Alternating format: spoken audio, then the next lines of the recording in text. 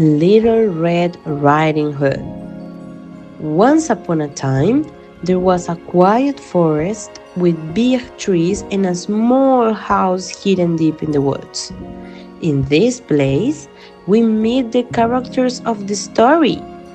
Little Red Riding Hood, her mother, her grandmother, the wolf, and the huntsman.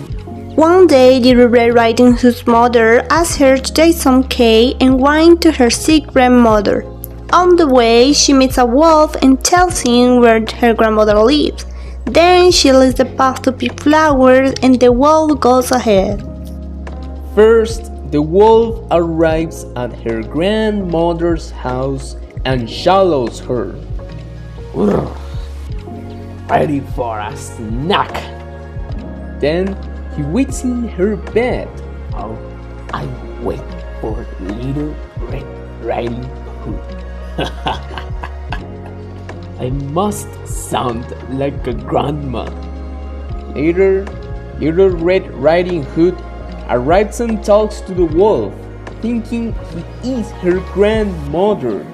Grandma, what big eyes you have? All the better to see you with. Grandma, what big feet you have?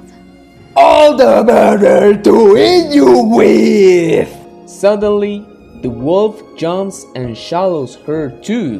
Huh? What is that noise?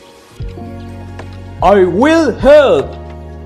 After that, a huntsman hears the wolf and enters the house. That wolf looks strange. I think Grandma and Little Red Riding Hood are inside. He cuts open the wolf and rescues Little Red Riding Hood and her grandmother. Finally, they fill the wolf's belly with stone, and he dies. The grandmother feels better and Little Red Hood is safe. Hi, I'm Little Red Riding Hood.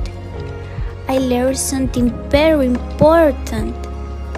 I should not talk to strangers even if they seem kind. The wolf dragged me, and that got me in trouble. I also understood that I must listen to my mom. Now, I now have to be more careful to protect myself and my grandma. Did you know that the first written version of Little Red Riding Hood was by Charles Perrault in 1697? In his story, there was no happy ending. The wolf eats Little Red Riding Hood and her grandmother, and that's the end. Later, the brothers Grimm created a new version in 1812. In their story, a huntsman saves them, giving the tale the happy ending we know today.